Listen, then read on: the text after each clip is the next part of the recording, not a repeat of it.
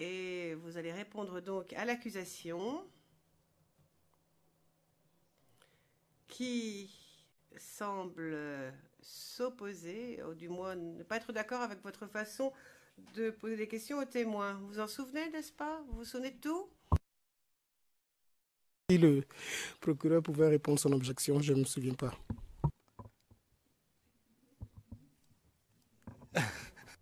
Le président, bien, bien, bien. Cela signifie plutôt que vous n'avez pas envie de répondre? Non, non, non. Alors, voici la question. La question était la suivante. Monsieur Demerjian a dit, je pense que le témoin lui a clairement demandé à quelle réunion il faisait allusion, mais mon éminent confrère visiblement pose des questions très alambiquées et compliquées. Mais j'aimerais que vous demandiez si vous avez rencontré ce ministre ce jour-là, mais le témoin demande plus de clarté. Et ensuite, vous avez répondu que vous vouliez expliquer, en dehors de la présence du témoin, pourquoi vous posiez ce type de questions. Ensuite, nous sommes partis en pause déjeuner et maintenant, donc, vous avez la parole pour vous expliquer et pour nous expliquer pourquoi vous voulez poser cette série de questions. J'espère que j'étais assez claire dans ma présentation de la question. Oui, merci, Monsieur le Président. Vous avez été assez clair. Je ne me déroberai pas. Mon intention n'a jamais été de me dérober à la question. Ma ligne de question était celle-ci. J'ai commencé à demander au témoin en sa qualité, si ça existait, en sa qualité de chef d'état-major adjoint, puisqu'il dit que en cette même qualité-là, son prédécesseur rencontrait un certain nombre de personnalités. Et donc, en cette qualité, quelles sont les personnes qu'il aurait rencontrées? Où et quand? Il n'a pas répondu à cette question, il dit plusieurs fois. Plusieurs personnes, plusieurs fois. Je lui ai demandé encore où et quand. Il dit qu'il ne peut pas le dire exactement. C'est pour cela que je lui ai demandé, est-ce que la rencontre avec le ministre Amani Nguessan faisait partie des rencontres dont il parlait? Voici ma question que j'ai posée, voici la ligne de questionnement sur laquelle j'étais. Yes, and here Oui, oui. Et à ce moment-là, donc, monsieur le procureur est intervenu et a dit, si vous avez une référence que vous voulez lui présenter, faites-le.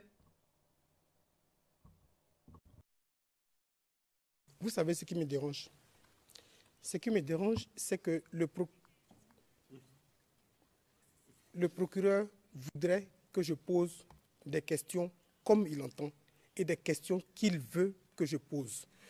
Monsieur le Président, je demande à un témoin qui est censé être en 2009-2010 chef d'état-major adjoint,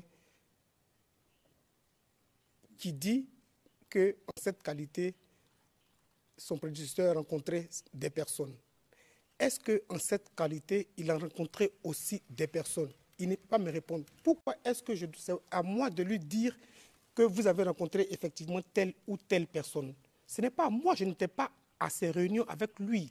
Si tant est qu'elles ont existé, le témoin doit être à même de me dire que voilà, à telle période, j'ai rencontré telle autorité de la défense, j'ai rencontré telle autorité de la défense.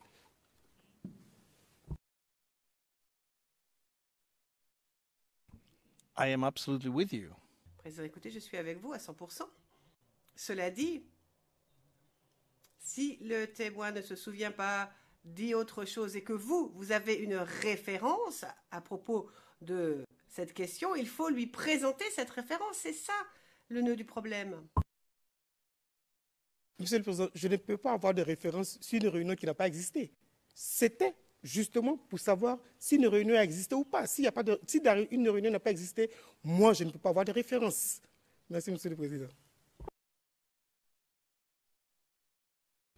Oh, thank you. I don't... Merci. Écoutez, je ne sais pas si vous avez ou non une référence. ce qui est certain, c'est que le bureau du procureur vous demandait de fournir la référence si tant est que vous l'ayez. Vous pouvez demander la même question 10 fois, mais si chaque fois le témoin vous donne une réponse auquel vous ne vous attendez pas, bah, à un moment ou à un autre, il faut quand même s'arrêter ou alors lui présenter quelque chose parce que sinon ça traîne en longueur et ça ne s'arrête jamais. Enfin, je pense que ce n'est pas censé être une conversation entre nous deux. Il faut plutôt demander son avis au témoin. Donc je vais demander à monsieur l'huissier de faire rentrer le témoin.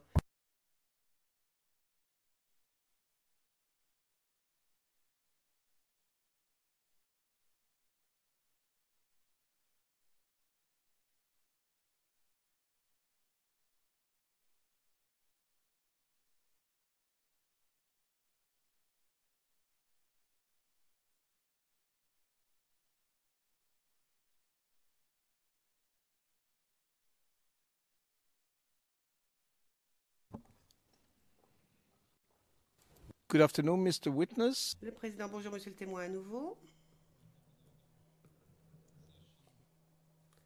Il nous reste encore une séance et c'est la défense de M. Blégoudet qui va continuer à vous poser des questions. Alors je vous demande de répondre aux questions, de ne surtout pas vous lancer dans des grandes conversations à propos de la question, mais uniquement de répondre à la question. C'est tout ce qu'on vous demande. Vous avez la parole, maître Bougnon. Bonjour, bonjour, monsieur le témoin. Monsieur le Président, on va revenir sur... Mais on a la carte disponible maintenant, donc je pense qu'on va revenir sur la carte. Je vais demander au greffier d'afficher la carte CIV OTP 0092 04 06.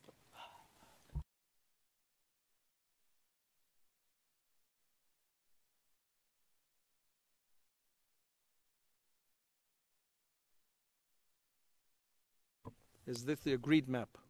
Il s'agit de la carte qui a fait l'objet d'un accord, c'est cela? Okay, thank you. Président, merci.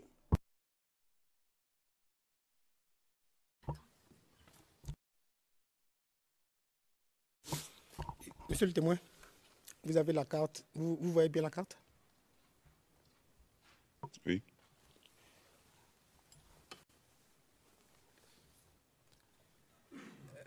Est-ce qu'à partir de cette carte-là, vous pouvez essayer dans un premier temps, on va aller pas à pas, dans un premier temps, d'indiquer là où se trouvent vos éléments?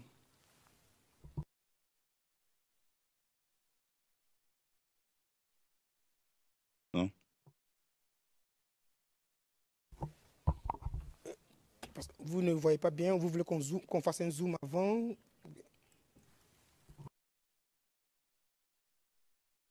Je vois la carte, mais je ne sais même pas où Cocody. Je sais même pas. Je vois la carte est marquée à l'entête à Djamé à Tekoubé Cocody.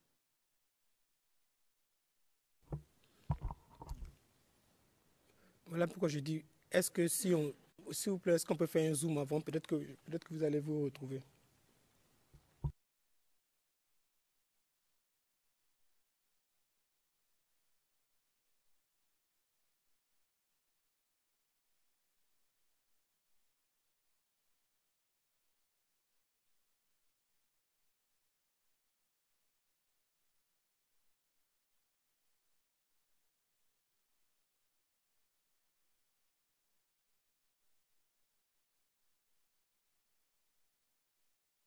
Well, I wouldn't be able to see anything with this. Écoutez, moi, je ne vois absolument rien. Est-ce que vous avez la carte sur un écran total? Est-ce que c'est bien sur tout l'écran? Bon, donc voilà, je pense, dit le président, qu'il faut que nous réduisions la carte un peu pour avoir une meilleure idée d'ensemble.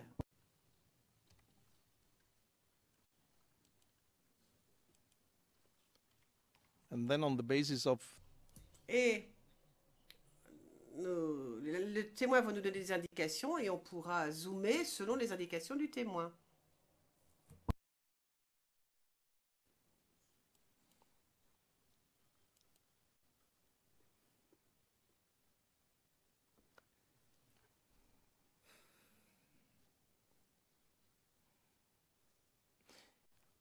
Can we bring the map a little bit up?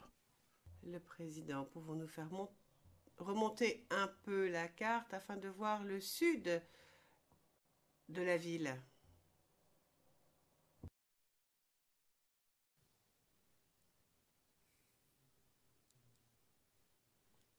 It can't be all this.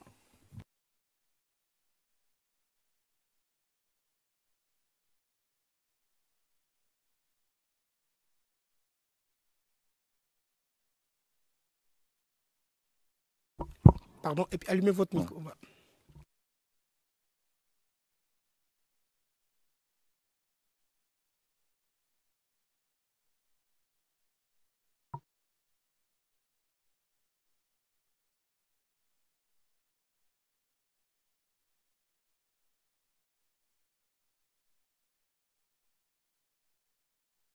Les témoins disent c'est bon d'arrêter là.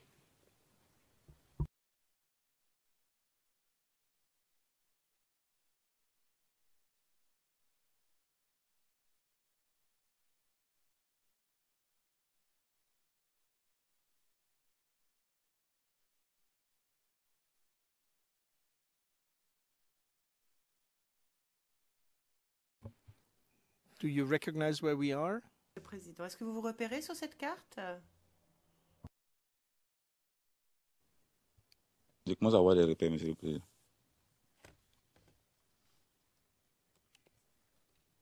Okay. Président, bien.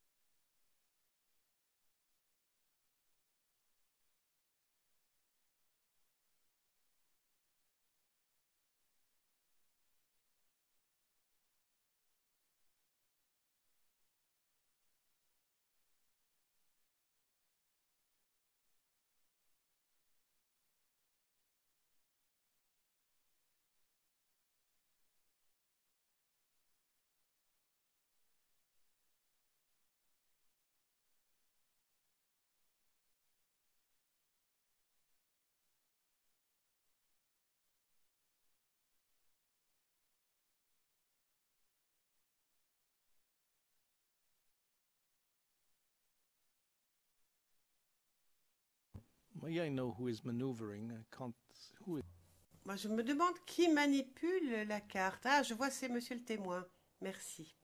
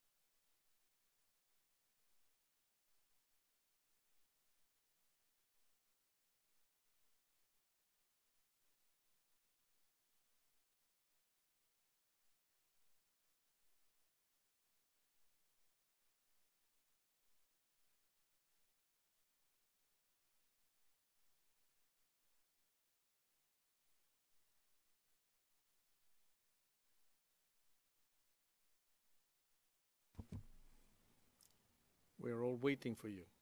Nous attendons.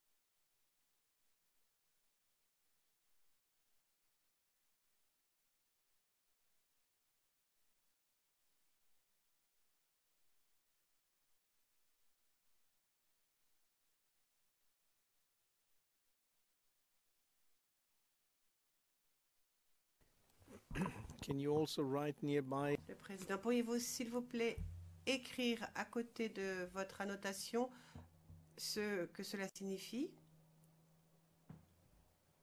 Vous l'écrivez sur l'écran, s'il vous plaît?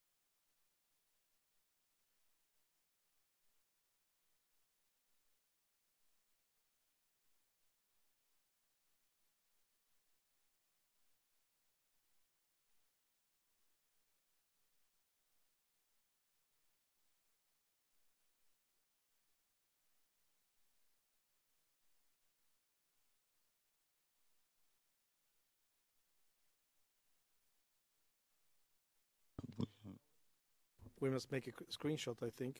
Je pense qu'il faut, le président, je pense qu'il faut faire une capture d'écran.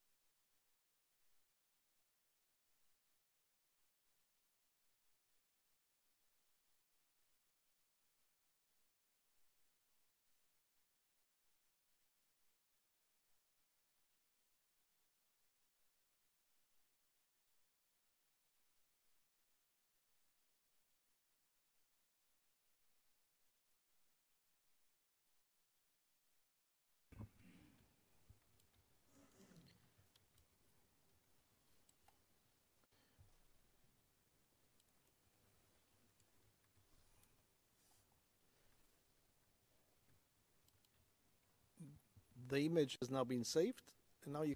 Le président, l'image a été capturée. Vous pouvez maintenant poursuivre.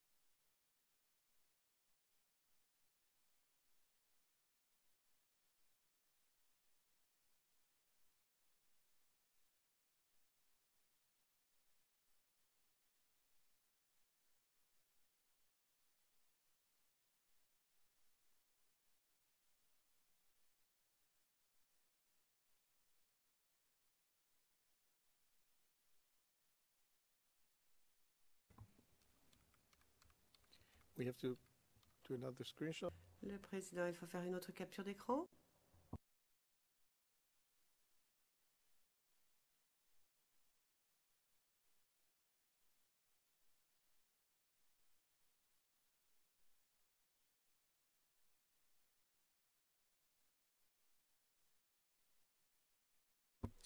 How many positions are you going to? Le président, combien de positions allez-vous nous indiquer? Juste pour avoir un ordre d'idée. Petite estimation.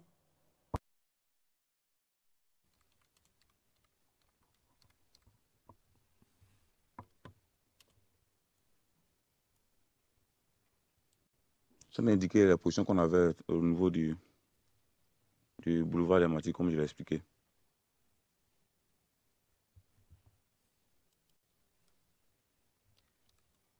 But now you have indicated 2 positions. Ouais, enfin, vous avez indiqué 2, dit le président. Et en tout, vous voulez en indiquer combien? En tout. Okay. Parfait.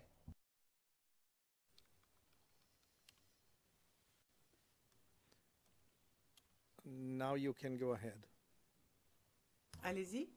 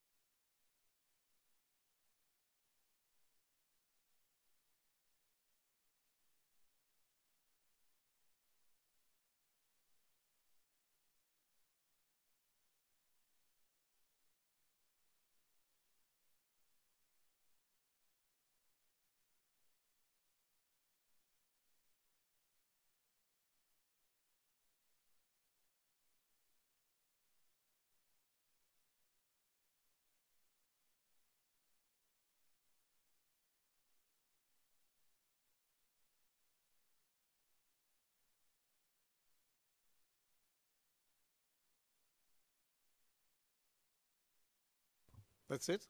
Okay. Président, c'est cela? Très bien. Donc, capture d'écran.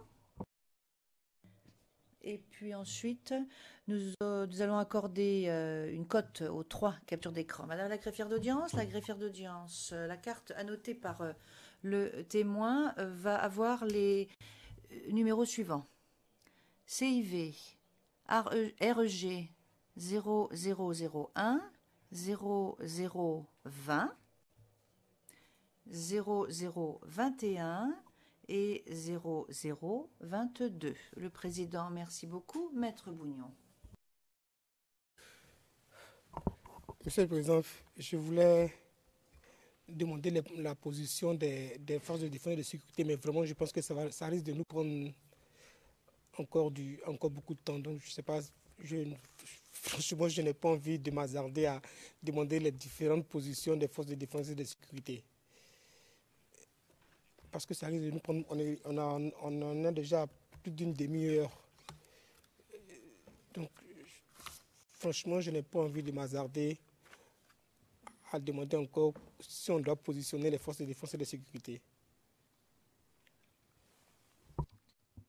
I think it's a good idea. Le président, je pense que c'est une bonne idée. Merci, Monsieur le Président. Monsieur le témoin, on va passer à toute autre chose.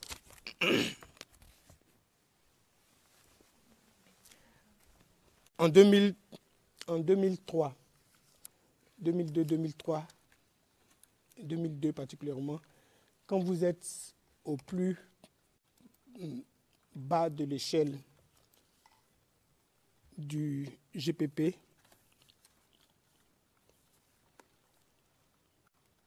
vous évoquez le fait que des gardes de corps du premier président Grogué Charles vous auraient rapporté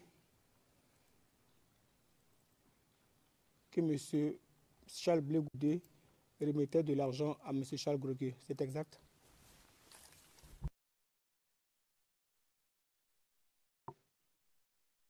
Oui.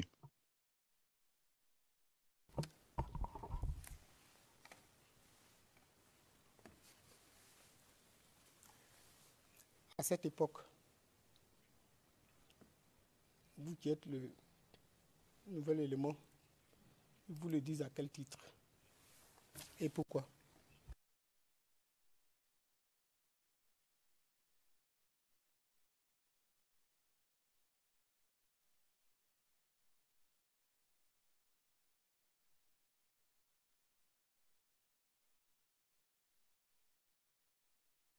J'ai expliqué que les éléments que j'ai cités là, et moi, avant de rapport amicaux.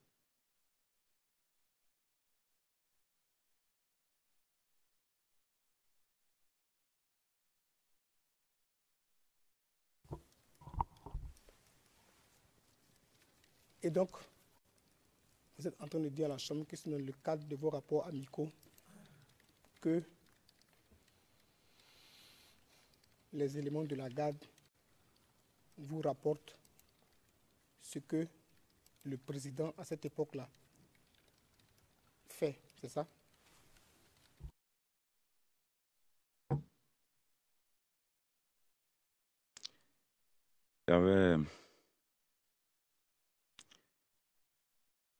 comme il aussi expliqué, il y avait souvent des grognes dans les rangs entre les éléments. Donc, moi, puisque il y avait des rapports amicaux avec eux, comme je l'ai dit, donc j'ai eu posé la question à mais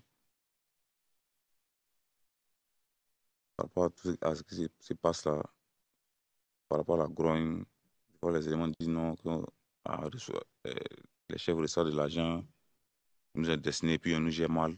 C'est-à-dire qu'on ne s'occupe pas bien de nous. C'est dans ce genre de discussions-là qu'ils m'ont dit, ah, et quand ils sont souvent le président, ils vont, en tout cas, M. Blé Goudé, le président va souvent voir M. Blé Goudé par rapport à de l'argent.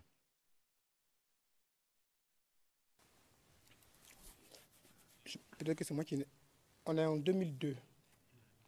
D'après ce que j'avais lu, on est en 2002.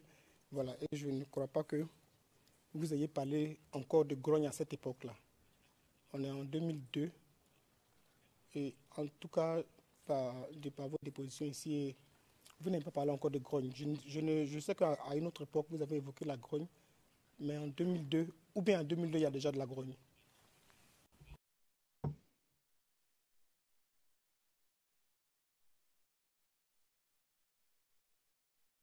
Maître, grogne, on parle de grogne, c'est pas forcément des mouvements violents où on cherche à frapper les chefs. Hein. Pas forcément des mouvements violents où on cherche à frapper les chefs.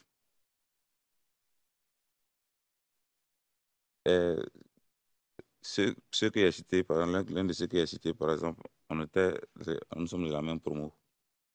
Donc, déjà, il y avait, comme on dit, des relations de camaraderie entre eux et moi.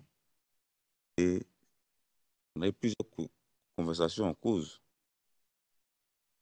C'est l'une de nous, au cours de ces séances de conversation, que moi, il m'a parlé, c'est pas genre, comme s'il il avait à me rendre compte de chaque fois qu'il sortait, mais c'est des conversations entre amis, entre éléments, entre amis. Maintenant qu'on parle de grogne, la grogne là, où il y a plusieurs gens réunis, il y a toujours des malentendus, il y a toujours des grognes. C'est pas que c'est des mouvements où les autres cherchent à frapper les devanciers.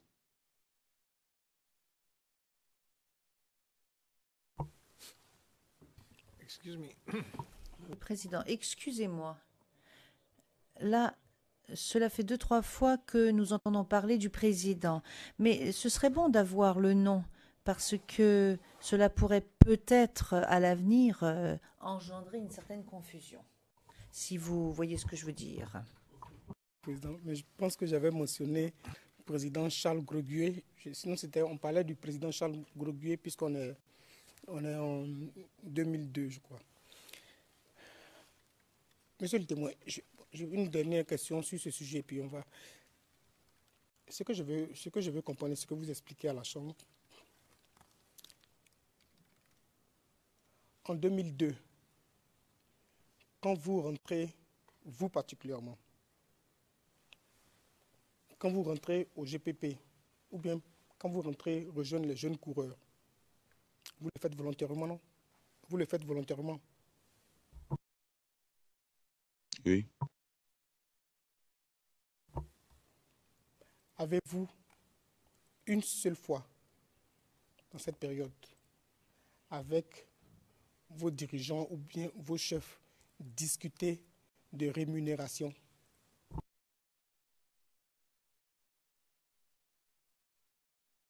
C'était pas à l'ordre du jour.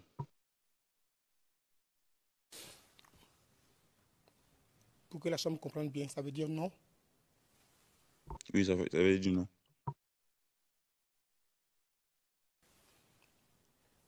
Et donc, à aucun moment, vos chefs ne vous ont promis une quelconque rémunération. C'est exact?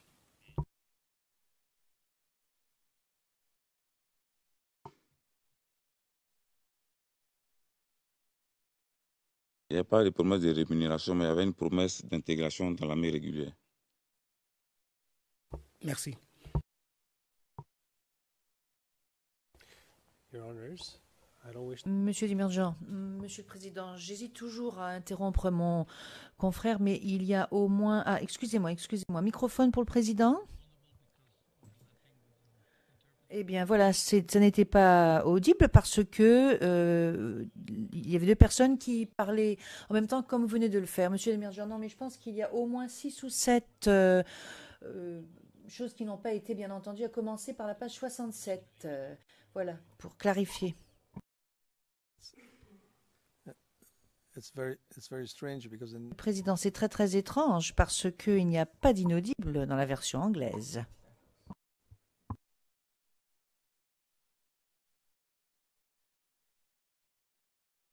Et, Monsieur le Président, je vois ici à la page 67, à partir de la ligne 12, il y avait, comme j'ai essayé de l'expliquer, il y avait souvent des C'est vrai, il y a inaudible.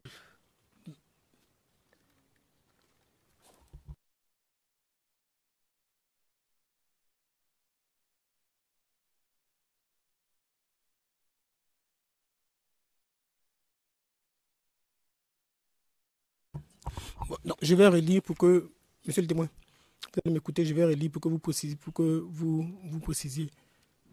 D'abord, ma question c'était, et donc, vous êtes en train de dire à la Chambre que c'est dans le cadre de vos rapports amicaux que les éléments de la garde vous rapportent ce que le président, à cette époque-là, fait. C'est ça? Si vous pouvez répéter votre question, votre réponse pour que on puisse doucement, vous allez doucement vous parler pour qu'on puisse enregistrer.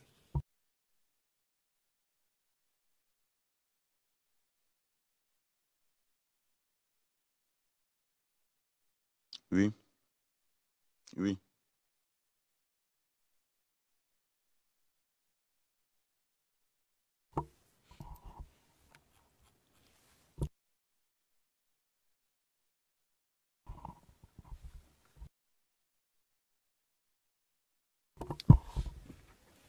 Monsieur le Président.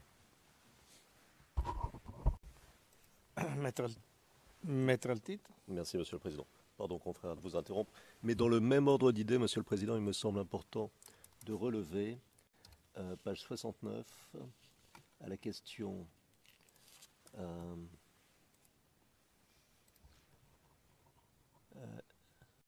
voilà, page 69, ligne 6, question de mon confrère Bougnon, et donc à aucun moment vos chefs ne vous ont promis une quelconque rémunération, c'est exact. La réponse telle qu'elle apparaît dans le transcrit français à la ligne 8, j'ai parlé de promesse de rémunération, mais une promesse pot d'intégration dans l'armée régulière, ce qui n'est pas très intelligible, et surtout ce qui n'est pas du tout ce que le témoin a dit, puisque de mémoire, et je parle de mémoire, il avait dit je n'ai pas parlé de promesse de rémunération, mais d'une promesse d'intégration dans l'armée régulière. Et ça me semble important, Monsieur le Président, puisque le sens change du tout au tout. And that is exactly what the Le président. Et c'est exactement ce qui figure dans le compte-rendu d'audience anglais. Il est marqué, nous n'avions pas eu de promesse de rémunération, mais nous avions des promesses d'intégration dans l'armée régulière. Voilà. Donc, la traduction anglaise est bonne.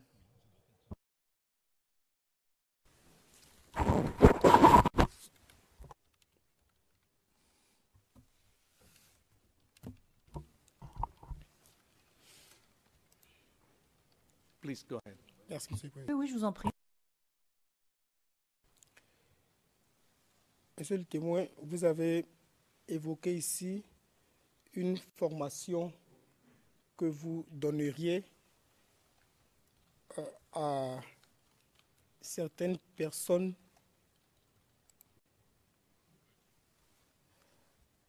J'ai cité le transcript du 18 octobre à la page 40, à partir de la page 47. Je vais lire in extenso pour que les choses soient assez claires. Page 47 du transcript du 18 octobre. Voici la question de l'accusation à partir de la ligne 21 de la page 47. Maintenant, pour cette formation, est-ce qu'il y avait besoin de ressources financières?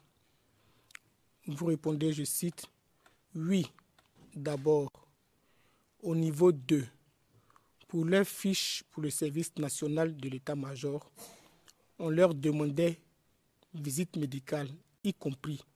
On demandait de prendre 20 000 francs par élément. Nous, on prenait 30 000 francs. 10 000 francs qui nous servaient à déjà assurer la nourriture sur place et les autres d'autres besoins nécessaires. Fin de citation.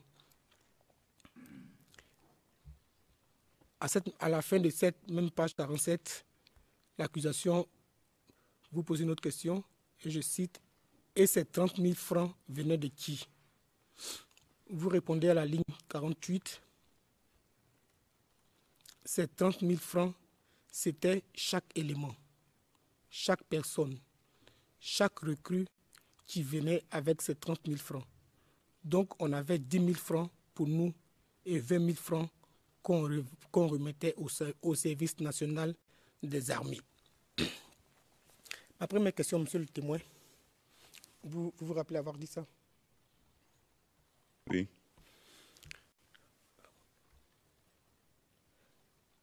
Ma première question, monsieur le témoin, vous avez dit à plusieurs reprises, on leur demandait, de prendre 20 000 francs par élément. Quand vous dites le on, vous parlez de qui?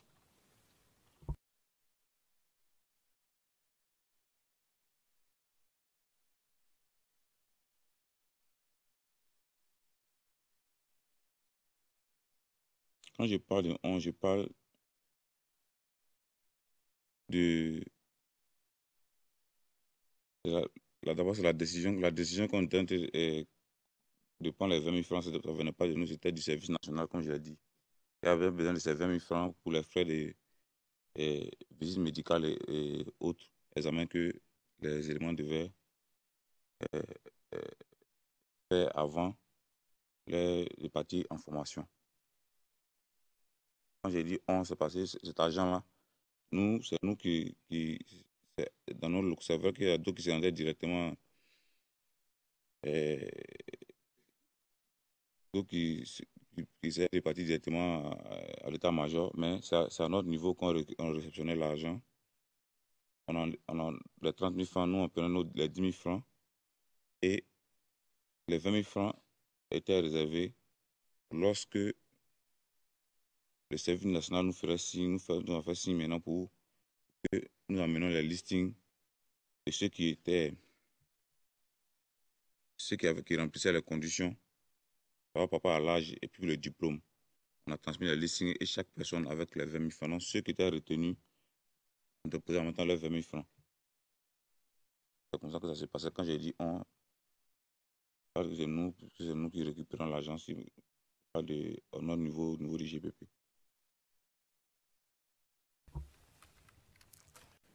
Quand vous parlez de service national, je veux savoir précisément, à cette époque-là, qui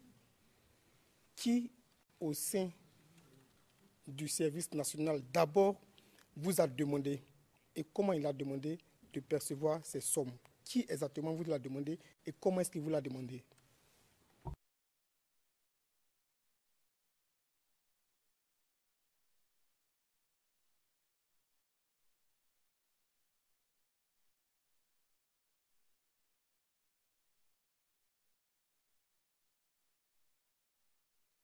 Parce que j'ai expliqué d'où cette décision-là, cette décision est venue. Après notre marche, lorsque on a eu la visite de M. Stallone qui nous a expliqué qu'on devait s'apprêter à former les éléments qui allaient après être intégrés. Au niveau du service national, il y avait un adjudant dont j'ai parlé, l'adjudant Croco, qui était en premier lieu d'abord parce qu'avant elle était à l'infanterie, elle a été mutée à l'état-major au BCS. Mais à cette époque-là, c'est lui qui réceptionnait directement cette somme-là.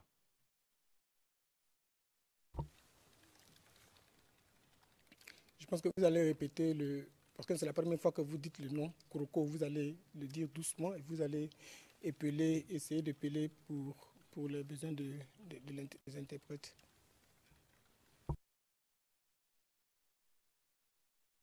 Donc, c'est pas la première fois que je parle de lui. C'est pas la première fois que je parle de lui. Mais Croco, c'est C-R-O-C-O. Je n'ai pas son vrai nom, c'est un sobriquet, mais en tout cas, que ce soit à l'infanterie, que ce soit à l'état-major, c'est comme ça que tout le monde, sous cette appellation que tout le monde le connaissait. Je pense qu'il y a un problème au niveau du transcript. Page 73, à partir de la ligne 1 je vois, il est marqué, cette décision-là, elle est venue après notre marche, lorsqu'on a eu l'avis, ce ZIP. Je ne sais pas si vous pouvez vous rappeler de ce ZIP de M. Stallone qui nous a expliqué qu'il devait... Je pense que vous pouvez répondre à cette partie, s'il vous plaît.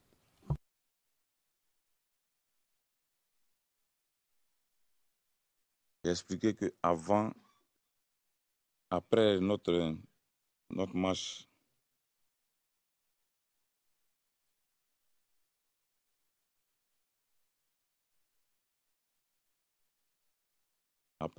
lorsqu'on a reçu la visite de Abbas Stallone, nous avait expliqué que nos doléances allaient être prises en compte. Les revendications pour lesquelles on avait organisé cette marche-là avaient été entendues et que ça allait être pris en compte. Et nous devions nous apprêter parce qu'il y aura un appel officiel, mais officieusement, avant que ce soit fait, nous devrions faire une formation initiale dans des jeunes, comment on dit ça, des jeunes d'abord en Océan, et puis des jeunes aussi qui venaient des jeunes d'autres organisations proches du régime qui allaient venir afin qu'on les forme et qui allaient rentrer, être intégrés dans les différents corps d'armée. Bon, lorsque la décision a été mise en œuvre, on a commencé à former les éléments. On a reçu des instructions de prendre 20 000 francs par élément. Les 20 000 francs, c'est ce que le service national avait besoin. Parce que les visites médicales préalables avant la formation, ce n'était pas à notre niveau, ce n'est pas nous qui nous en chargeons. Les visites médicales se faisaient dans deux endroits que j'ai donnés. C'est-à-dire qu'il y avait l'hôpital militaire à Abidjan et il y avait au commandement des forces terrestres à Kodo. Donc, les détails de à quoi serait servi cet argent-là, ça c'est eux qui savaient comment ils allaient gérer ça, parce que les médecins qui allaient faire ça, bon, ils avaient besoin. Mais nous, lorsqu'on a transmis les listings, les éléments qui étaient retenus, qui devaient partir à la visite médicale, les 20 000 francs, on remettait ça à l'adjudant Croco. Il s'occupait de gérer ça au niveau de l'armée là-bas. Ce n'est pas nous qui partons directement à HMAR déposer l'argent. C'est lui qui recevait l'argent.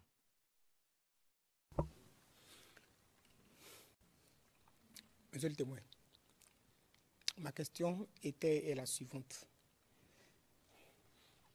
La décision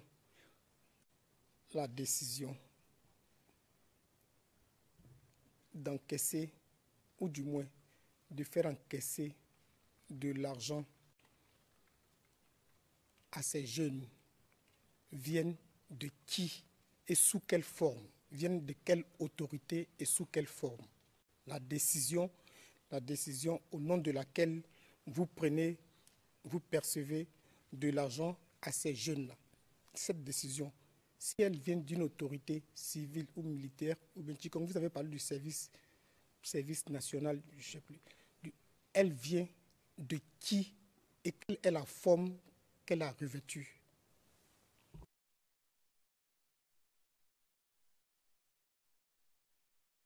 Je comprends, elle vient de qui? La forme qu'elle a revêtue, c'est-à-dire? Est-ce que c'est un décret? Est-ce que c'est un arrêté? Est-ce que c'est un courrier qui vous a été adressé? C'est ça que je parle de forme.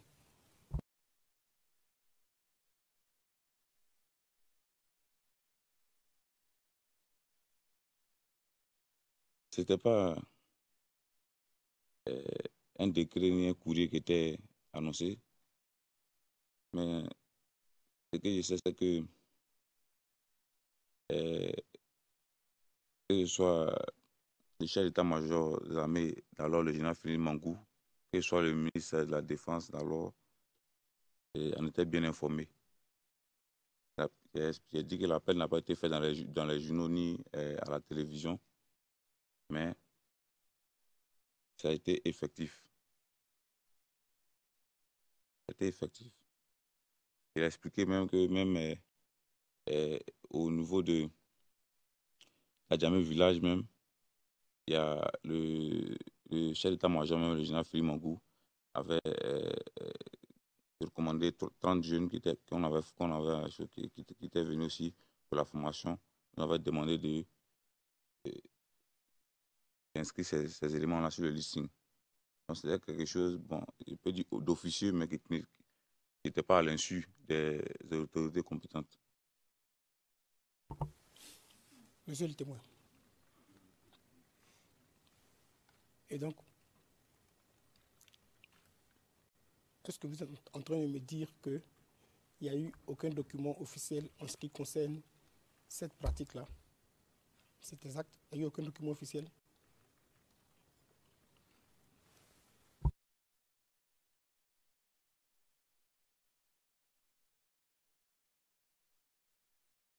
Bon, moi, ma connaissance, il n'y a pas vu les documents. Je n'ai pas vu les documents. Il n'y a pas eu de documents pour ça, mais les listings ont été faits, ont été transmis au service national des armées. Je ne sais pas si ça ce n'est pas un document. Bon,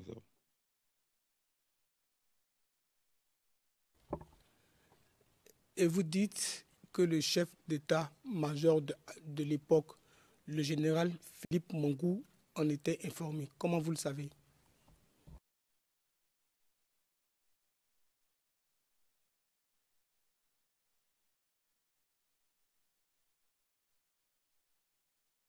je viens d'expliquer qu'il y avait 30 jeunes d'Adjamé village qui avaient été recommandés, c'est qui sont venus les protéger du général. Et ils sont arrivés avec un gars, un monsieur de la chefferie d'Adjamé. Et il a été présenté comme en tant que le protégé du général. Donc, ces 30 personnes-là devaient figurer sur la liste de la première vague qui devait être transmise à l'état-major. Vous êtes en train de dire à cette chambre que le général Philippe Mangou, en 2010, chef d'état-major des armées de Côte d'Ivoire, envoie au GPP,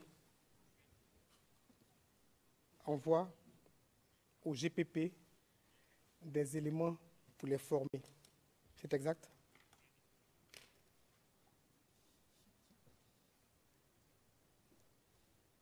C'est exact.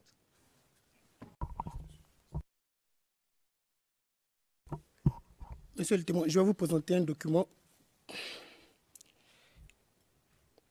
C'est le document CIV OTP 00180059.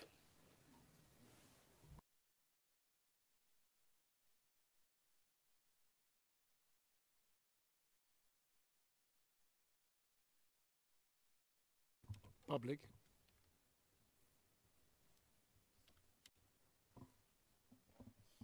Public? Confidentiel, s'il vous plaît.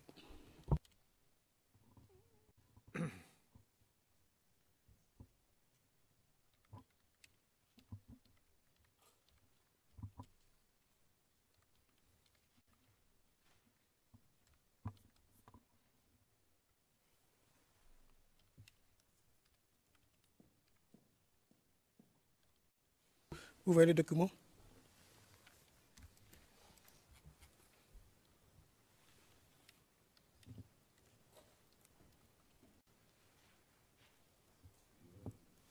Je vois le document. C'est un document de l'ANC. Je vais vous lire ce document.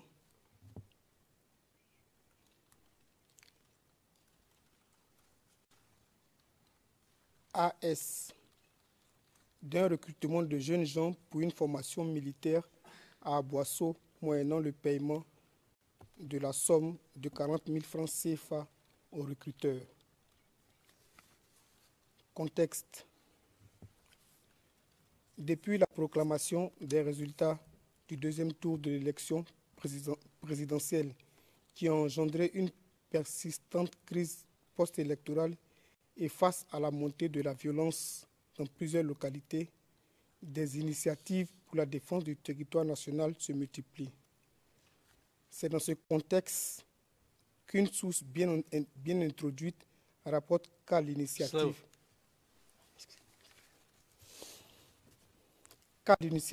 d'un certain commandant Froufrou, un recrutement de jeunes gens s'effectue dans le département de Daloa pour une formation militaire à Boisseau.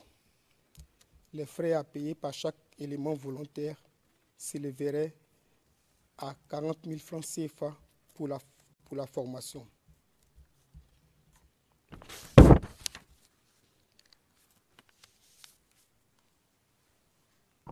C'est vrai que ce document n'est pas adressé. Sorry, Your Honor. Monsieur McDonald, désolé. Monsieur le Président, Oui. Question. Première question à poser au témoin, c'est de savoir s'il a vu le document et s'il sait ce qui est écrit dans ce document. Et ensuite, selon ses réponses, on verra, mais c'est comme ça qu'on doit procéder. Le président, oui, a-t-il déjà vu ce document? C'est-il ce dont il s'agit?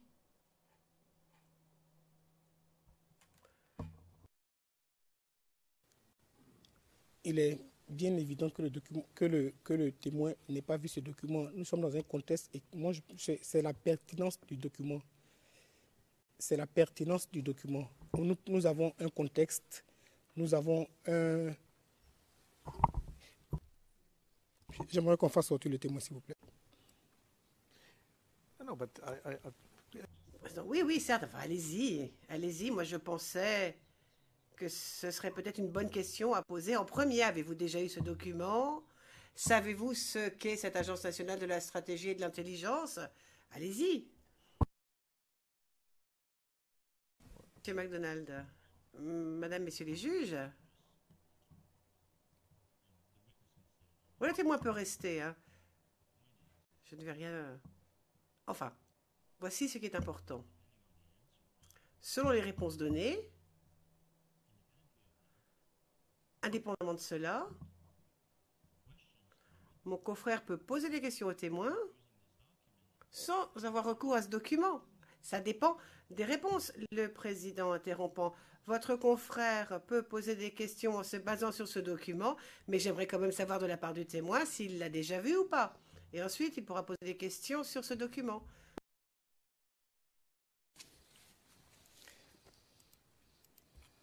Vous connaissez l'Agence nationale de la stratégie et de l'intelligence? Oui.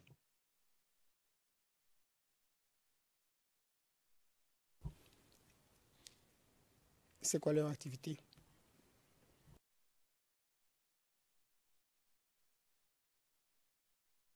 L'agence était chargée de coordonner les différents services de renseignement en Côte d'Ivoire.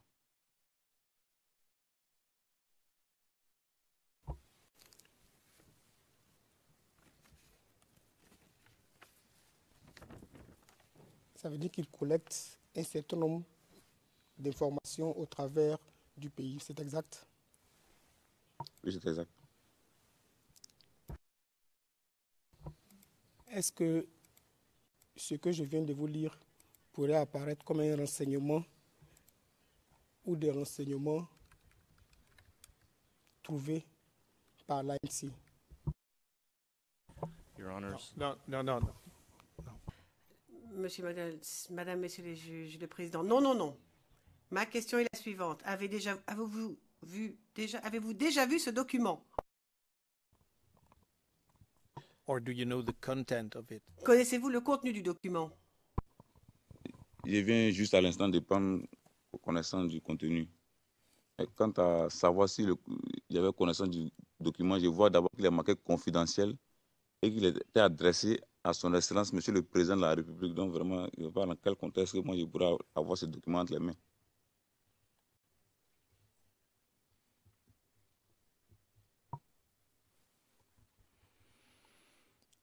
Please go ahead, but without. Président, poursuivez, mais sans demander son opinion au témoin à propos de ce document. Posez-lui des questions sur les faits. Les faits qu'il pourrait savoir du fait de son poste. Mais ne lui demandez pas son opinion. Allez-y. Son opinion. Je n'avais même pas encore posé ma question quand l'accusation a réagi. Je n'ai pas demandé son opinion au témoin.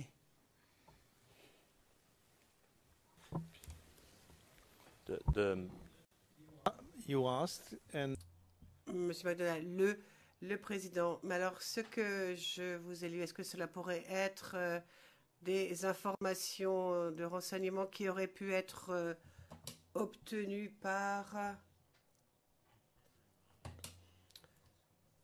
Monsieur McDonald? De toute façon, le témoin ne peut pas faire de commentaires sur un document qu'il n'a jamais vu. Et puis, il ne peut pas faire de commentaires sur la fiabilité des informations dans ce document qu'il n'a jamais vu. Et qui a plus été rédigé pour une agence pour laquelle il ne travaille pas. Le président, oui, enfin, on ne parle pas ici de la fiabilité du document. On pose des questions sur la teneur du document et ce qu'il pourrait éventuellement savoir du fait de son poste au sein du GPP. Mais ça va, ne vous levez plus. Allez-y, maître Bougnon.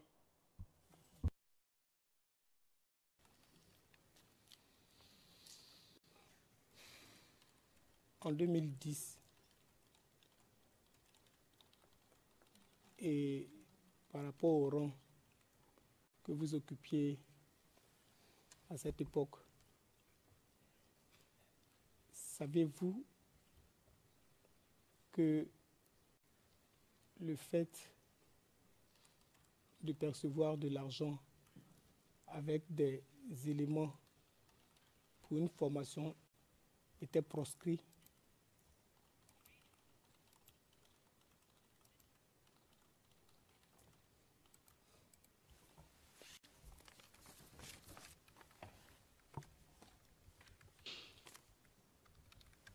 Maître, vous me parlez de certains actes au regard de la loi.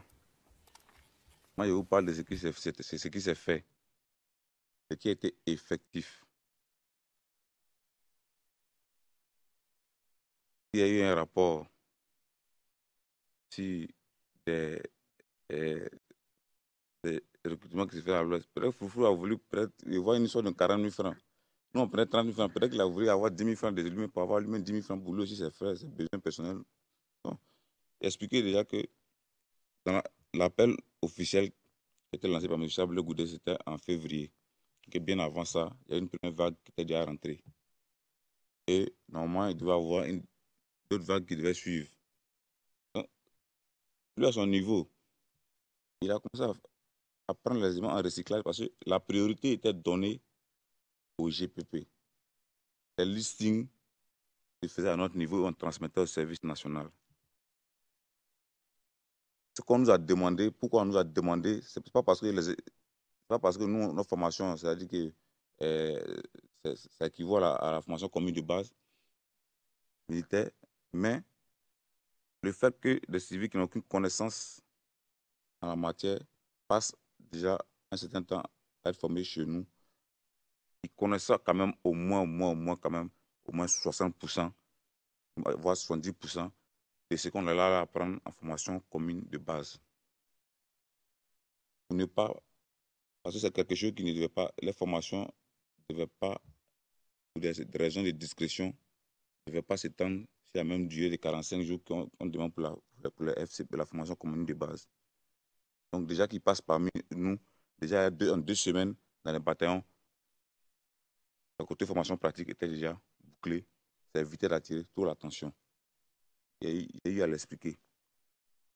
Ce que moi je sais, c'est qu'on a formé les jeunes. Même le commissaire à côté même s'est plaint. Et même au camp, là-bas, souvent, il y a des patrouilles, même deux fois qui n'étaient pas au courant, même, des fois qui venaient. Pendant que, il y a des fois, on faisait des tirs, d'autres qui étaient dans l'euphorie, qui peut-être faire quelques tirs. Ça attirait certaines forces en patrouille qui venaient à demander qu'est-ce qui se passe. Non, nous sommes en recyclage. Donc, ce que je peux vous dire, que ce soit répréhensible par la loi ou pas, mais ce que moi, je vais vous dire, c'est que ça a eu lieu. Et que c'est nous qui avons organisé ça. Et que, c'est pas après mon arrestation en 2014, je n'ai jamais été arrêté avant. Donc, ça veut dire que c'est fait, ça n'a pas été puni. Ça a été cautionné.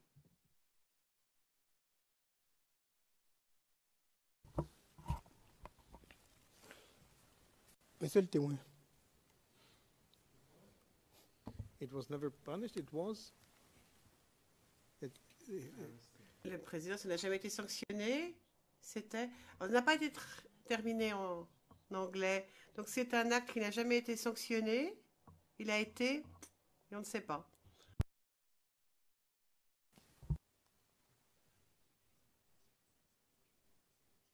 Oh, okay. Okay, thank you. Et le président?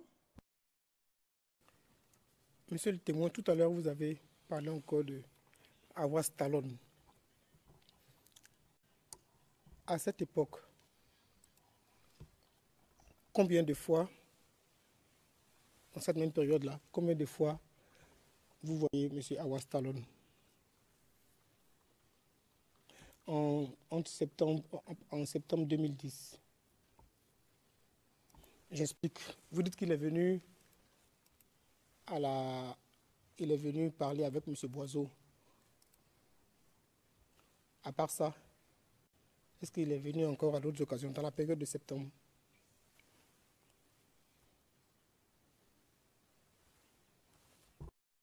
Okay. La période de septembre, non, mais en octobre, il était encore dans.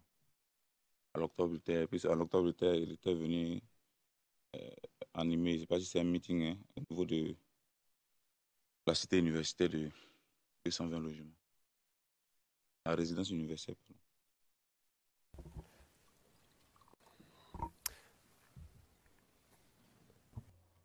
Président, Monsieur Desmergian, c'est une objection quant aux questions aux interprètes, parce que cautionner en français ne veut absolument pas dire caution en anglais. C'est juste qu'il faut bien faire attention à cela.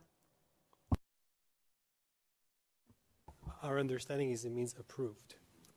Monsieur Desmergian, cela veut dire approuvé, d'après nous. Thank you. Please go ahead.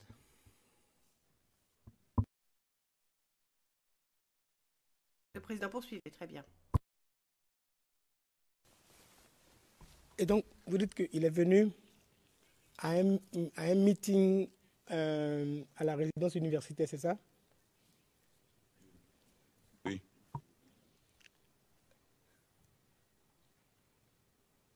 Vous l'avez croisé à cette époque? Quand il est venu pour le meeting?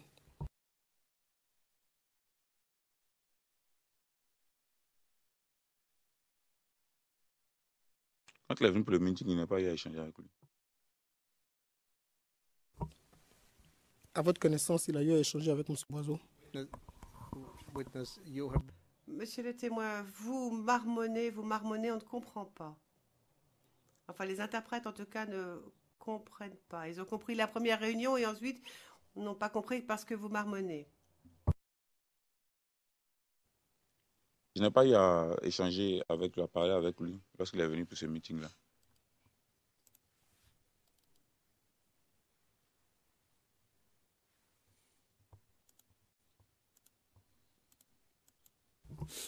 Pardon, expliquez pour la transcription ce que vous entendez par meeting, parce que là, je crois que l'interprétation n'est pas assez correcte. Donc, c'est quoi un meeting?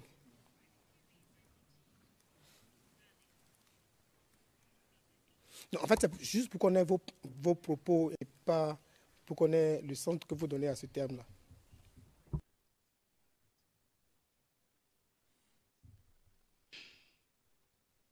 il était. Comment ça s'est déroulé? C'est qu'il était avec les jeunes étudiants, la FESI. C'était au parking et j'étais réunis autour de lui. J'avais fait une ronde autour de lui et il était au milieu. C'était comme une mini-conférence. Hein, il les entretenait avec eux, mais il était au milieu, bon, au milieu de l'assemblée. C'est ce que j'appelle un meeting.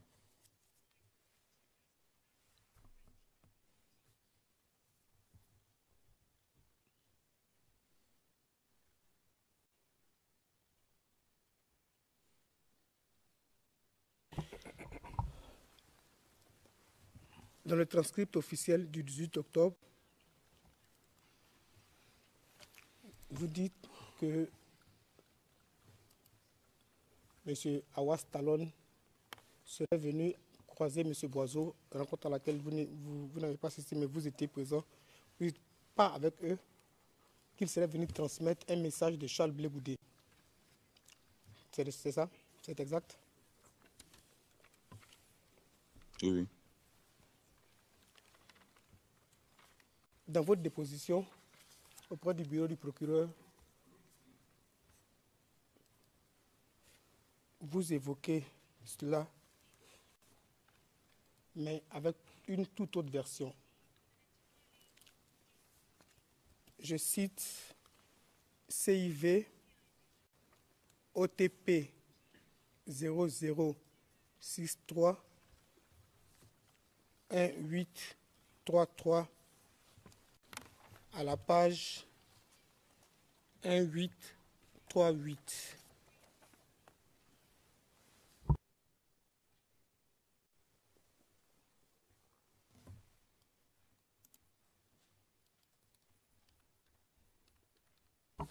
Vous dites à la page 1838, l'enquêteur parlait de la marche. Il dit à la ligne 180, et c'était quoi la date de cette marche encore? Vous répondez, c'était le 21 septembre, je crois bien.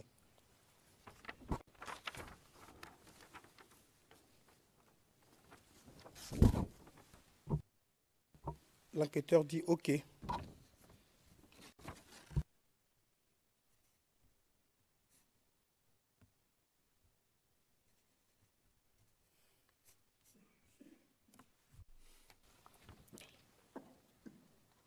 Ça a eu lieu après la marche, parce que vous avez évoqué, je finis de lire d'abord.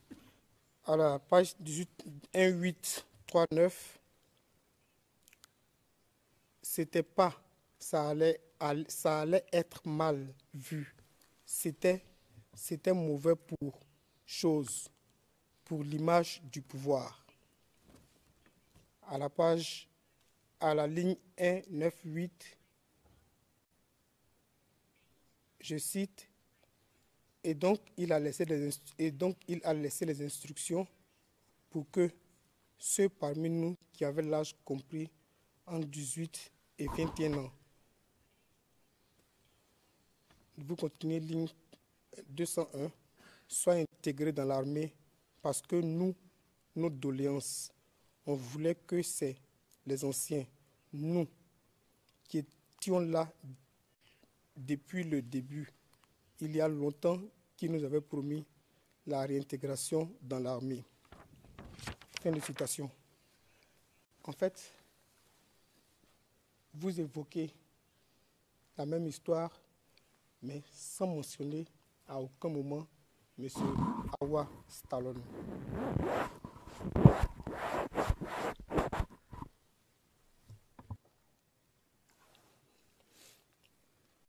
Vous évoquez la même histoire à la même époque, parce que dans le transcript, c'est après la marche que vous dites que M. Awas Talon serait venu vous voir. Quand je recherche dans la déposition, après cette même marche-là, vous avez un message, mais qui n'est pas, vous ne mentionnez pas M. Awas Talon, et puis vous ne mentionnez pas aussi qu'il aurait été envoyé par qui que ce soit. C'est cette distinction-là que je ne comprends pas. That's a Monsieur Demedjian, écoutez, je trouve que la lecture est très lacunaire. Le président, écoutez, laissons le témoin s'expliquer. Monsieur Demedjian, mais c'est pas juste envers le témoin, le président interrompant. Non, le témoin est bien assez grand pour savoir ce qu'il dit. Monsieur Demedjian, oui, tout à fait, mais enfin, lorsqu'on va lire la transcription, on ne sait pas qui a lu, on ne sait pas qui a dit quoi dans l'interview. Donc vraiment, la lecture est lacunaire. Lorsque je lis la transcription, lorsque l'on voit dans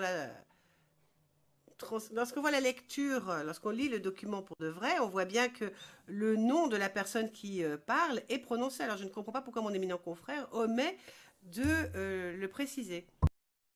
Le président, Maître Bougnon. Ma collègue, dont je n'ai vraiment pas saisi la fin du propos de mon éminent confrère.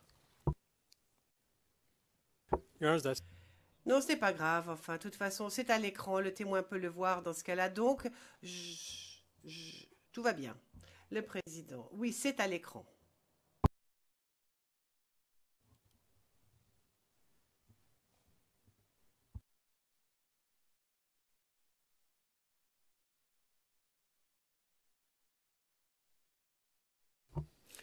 Vous m'avez compris, vous voulez que je reprenne? Je viens me répéter pour savoir si c'est vraiment ce que vous avez dit. Allez-y. Vous avez dit que j'avais au préalable dit que M. Awas Talon avait transmis un message de la part de M. Chablé Goudé quant à la réintégration des futurs officiers des éléments dans l'armée. Et que cette fois-là, lorsque j'en ai parlé, je n'ai ni mentionné M. Awas Talon et le ministre aussi Chablé Goudé. Est-ce que vous avez la question que vous m'avez posée? Oui, c'est à peu près ça. Je veux dire, par rapport au même événement, parce que je pense que cette rencontre-là était liée à la marche du GPP. Et donc, dans votre apaisement, ici, devant la Chambre, vous citez Awas Talon, alors que pour le même événement et pour la même rencontre, dans la déposition que vous avez donnée auprès du bureau du procureur, vous n'avez mentionné nullement M. Awas Talon.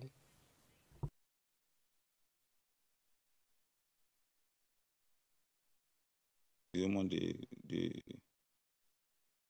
l'oubli, mais en fait, moi, souvent, ça m'est arrivé plusieurs fois que vous m'avez demandé, soit vous, ou bien soit même Monsieur le Président, a demandé à ce que je notifie de qui est-ce que je parlais lorsque je disais il ou bien que je disais on.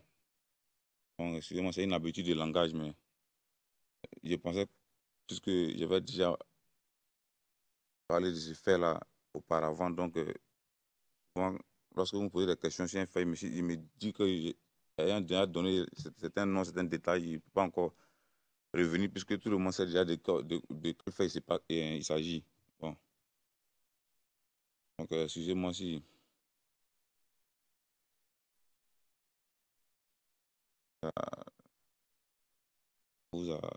ça vous a dérangé, mais je pensais plus que j'avais déjà parlé de cela avant, lorsque j'avais été interrogé. Donc, tout le monde quand même pas pris connaissance de ces faits-là.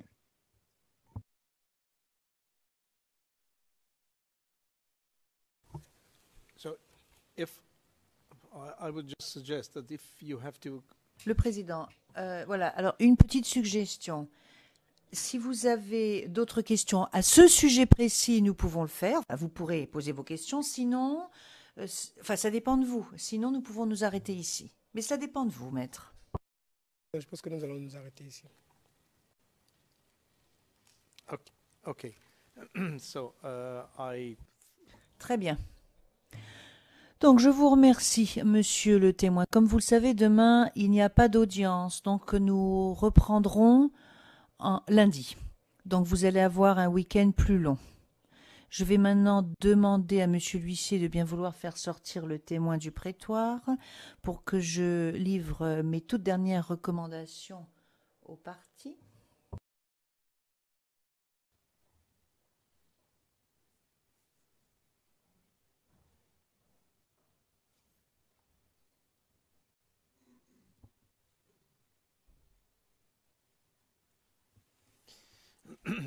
Before Avant de lever l'audience jusqu'à lundi 9h30, j'aimerais juste présenter un résumé.